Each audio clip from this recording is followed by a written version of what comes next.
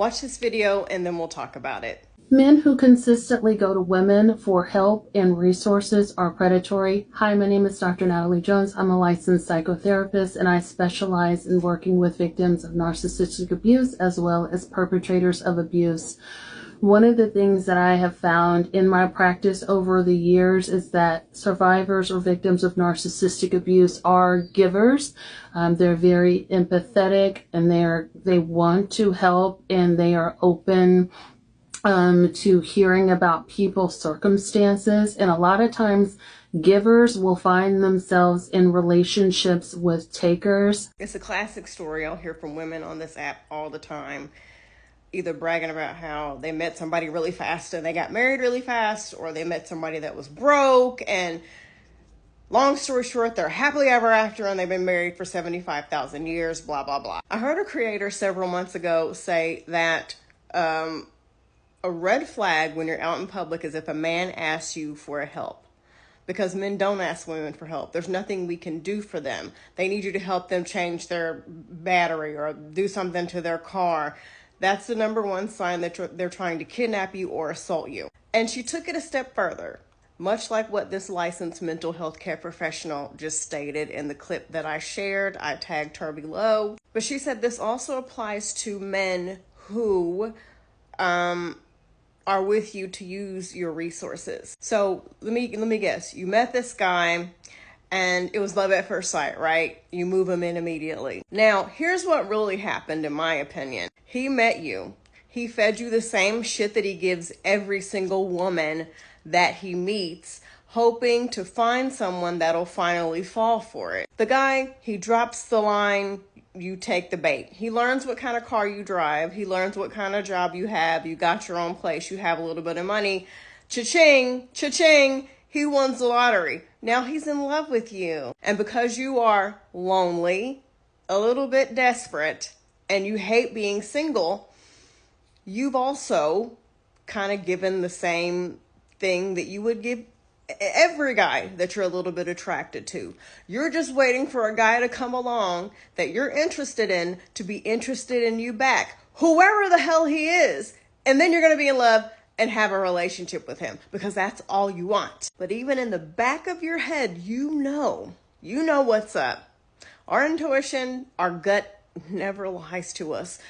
We always know something is up.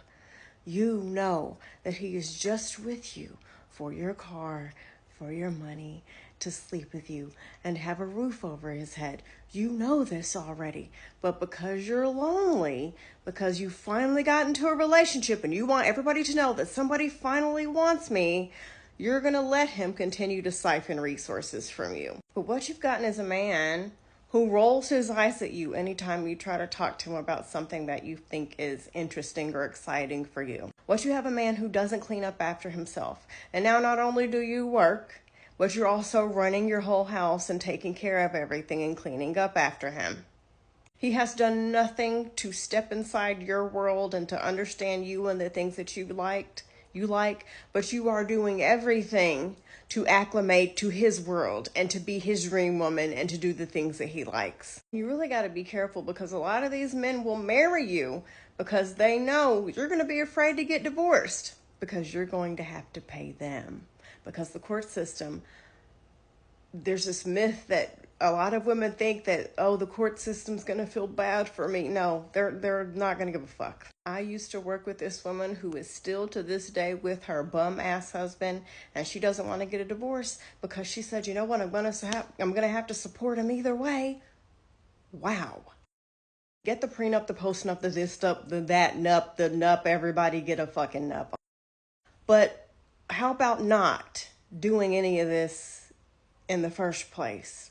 That there's a thought. There's a lot of talk about prenups and all this stuff, and that's great. You should totally, but there's not enough talk about how about we just avoid these situations altogether? What inner work can we do to not be desperate? What things can we do to focus that lonely energy on something that is actually productive? What is causing us to want to hurry up and rush into these relationships where we don't even know the guy's fucking middle name yet? It was not love. He saw dollar signs. He saw opportunity. It was not love, sis. It's desperation because you're tired of being lonely and you were waiting for the moment that somebody you found interesting found you interesting back, and you were going to latch onto them like white on rice. Any man that's telling me that he loves me and wants to move in with me and wants to marry me after a ridiculous amount of time is a huge red flag. You have shown me that you cannot be trusted to make wise decisions. Let's say that you're not an opportunist. Let's say you're not seeing dollar signs. You're showing me that you have extremely low self-esteem and you can't be alone long enough to properly vet someone. Ew, ew. A good quality man, I'm not saying that these men have to be rich. That's not what I'm saying at all. But a good quality man is not going to have you out here supporting him, okay?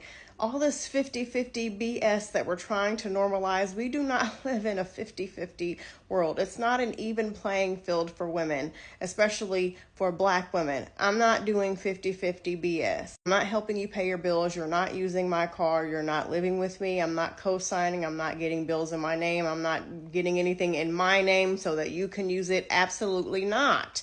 You have to have your own stuff. I will not be coming to your rescue.